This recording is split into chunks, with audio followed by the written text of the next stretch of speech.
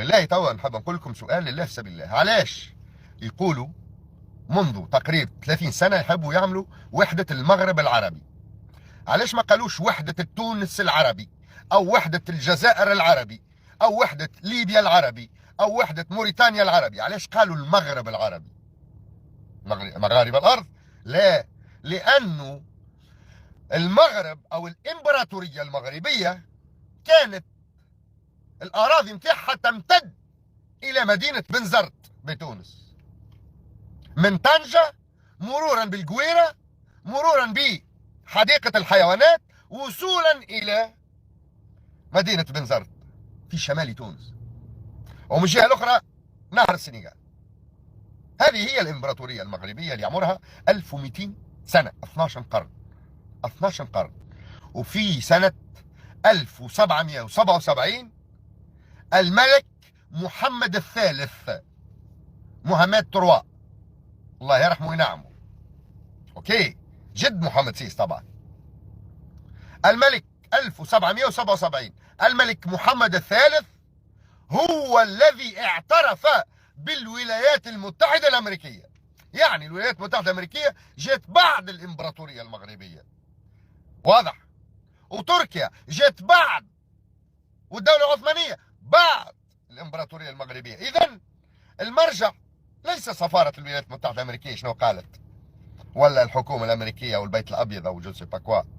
بين قوسين البيت الأبيض راهو استشاروا محمد الثالث، الملك محمد الثالث في سنة 1777 على البيت الأبيض، واضح؟ اللي هي اسمها شنية تو كي تقول البيت الأبيض ايش تقول؟ تقول مشتقة من الدار البيضاء، كازابلانكا. هذيك الدار البيضاء هو قال ما ياخذوا بيت أبيض، مش لا ميزون، يعني يسموها لا ميزون بلانش، لا بيت، سي با لا ميم شوز. المصدر ماخذينه الامريكان من شكون؟ من محمد الثالث ملك الامبراطوريه المغربيه العظمى، تاكدوا من ذلك.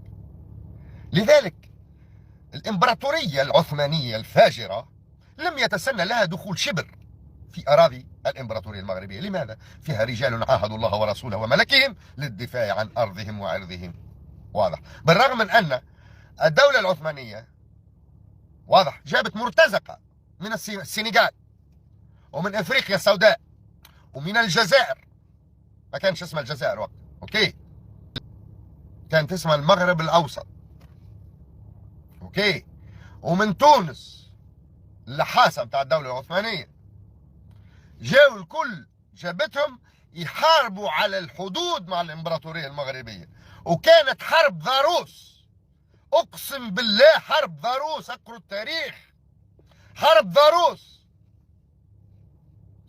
حتى اللي طلعوا يجرون أذيال الخيبة، هذوما المرتزقة اللي حاولوا يعاونوا ويساعدوا الدولة العثمانية باش تحتل الإمبراطورية المغربية، ولم يفلحوا في ذلك. والله العظيم يا شمال إفريقيا، والله العظيم يا شمال إفريقيا، لو لم تكن جيوش الإمبراطورية المغربية التي صدت الصليبيين والإسبان والبرتغي يعني والصليبيين الكل اللي حبوا يدخلوا مغادي على سبتة ومليلة، وضحت بسبتة ومليلة باش تحميكم، باش تحميكم، ضحت بسبتة ومليلة باش تحميكم يا بهائم.